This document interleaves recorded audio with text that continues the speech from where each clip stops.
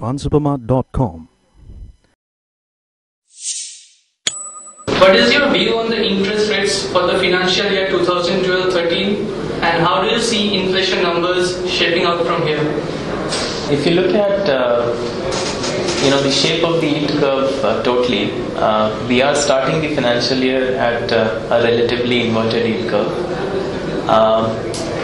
That is because in the run-up to March 31st, liquidity has been extraordinarily tight, and banks have been under a lot of pressure to refinance maturing deposits.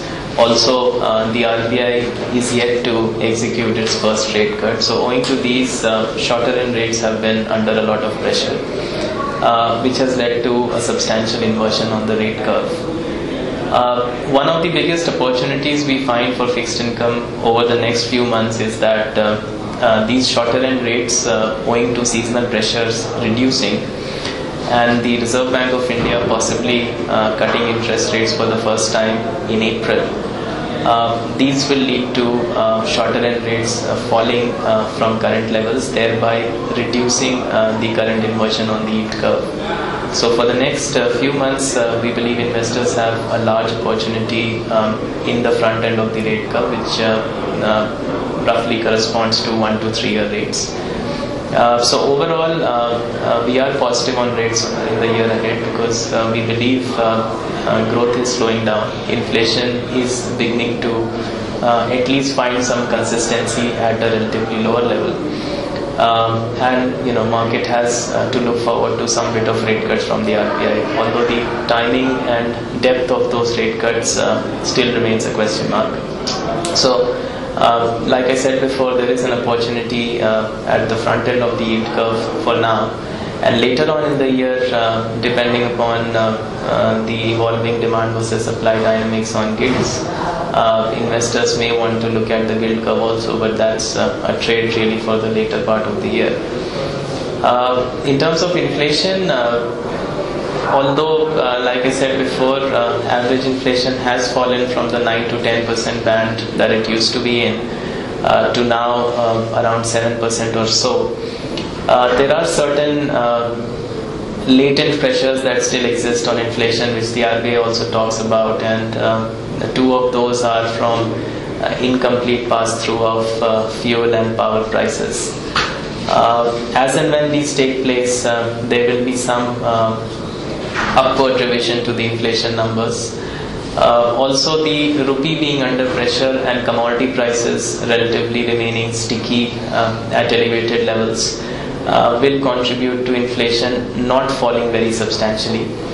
However, if you look at the relative contribution of manufactured products inflation, which is something that RBI tracks very closely, as also the pricing power of companies on an average, which again is a key input for the RBI. These are now beginning to stabilize. So we believe, and like I said before, while the quantum and depth of rate cuts remains a question mark, or rather the quantum and the timing of rate cuts remains a question mark, the fact that rates will need to get cut is pretty much indisputable. So over the course of the year, we would look at some bit of easing in rates, which would present a large opportunity for fixed income investors. Is it the right time for investors to take an exposure into long-term funds, or should they continue parking their surplus in short-term funds?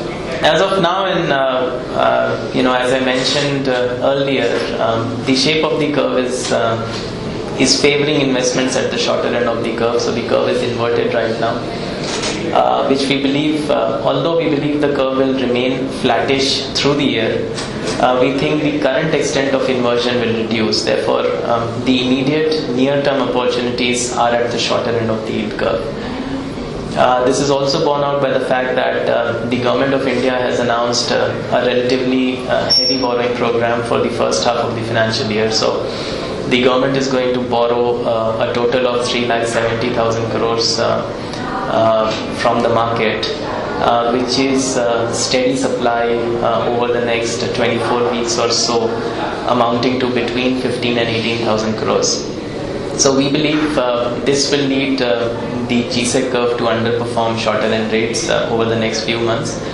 which is why we would recommend that investors favor shorter end funds at least for the next few months.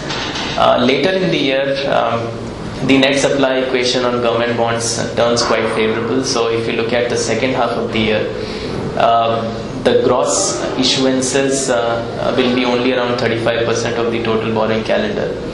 Also, it's extremely likely that in the second half of the year, just like the year gone by, the RBI will have to step in with open market operations, purchase of government bonds in order to infuse liquidity into the system, which will make the net supply equation even better for gilt investors. So to summarize, we think most of the opportunities lie at the short end of the curve for the first half of the financial year. But towards the second half, investors can tactically take exposure to gilts, provided they have the risk appetite to do so. Because gilt exposures, as we have seen in the past, tend to be relatively more volatile than shorter end exposures. Do you recommend retail investors to put money FMPs for the financial year 12-13? If yes, specify suitable duration, whether short term for 3 to 12 months or whether long term for 2 to 3 years. The FMP market has seen a sizable growth over the last year and a half, and obviously rates at the front end have been extremely attractive for investors to lock into.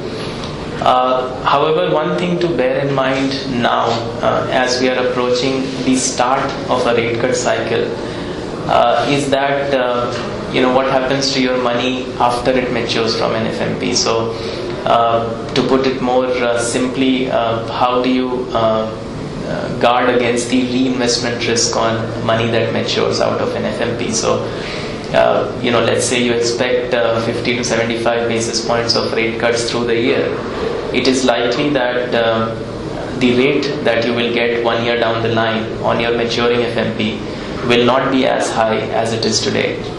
And that really summarizes what reinvestment risk means. So from that perspective, and given that investors have already allocated a large part of their fixed income books into FMPs, we would rather investors play open-ended funds like short-term bond funds or dynamic funds, which play various parts of the yield curve, but because they try and keep average maturity constant in a band, they are not exposed to reinvestment risks like an FMP does. So purely from hedging of reinvestment risks, we would actually advise investors to diversify away from FMPs into good quality short-term and dynamic bond funds. In the current uncertain interest rate scenario, we have been bullish on the dynamic fund space. What is your outlook on the category? The first thing to understand about a dynamic bond fund is, by definition, it attempts to move across the yield curve, across various duration buckets depending upon the view of the fund manager. So by definition, it carries a higher element of return volatility and fund manager risk. However, if the investor is convinced about the track record of the fund house, and if the particular dynamic fund has a relatively medium to long period history of consistent performance, then these can turn out to be very good products to invest in, with an appropriate investment horizon, generally upwards of 1 year. And the reason for that is there are various moving parts within the fixed income market. So at various points in time, various strategies make the most sense. So looking at the current environment, and as we have discussed, the first half of the year looks more favorable for shorter end rates, whereas tactically exposures to government bonds during second half of the year could also be beneficial for investors. So rather than the investor moving between short-term bond fund and then let's say a gilt or an income fund later on, which is subject to both timing mismatches as well as taxation implications, an appropriately chosen dynamic bond fund can essentially do this rotation for the investor without the investor having to move funds. So from that perspective, they can turn out to be very convenient products which can capture various moving parts of the fixed income market.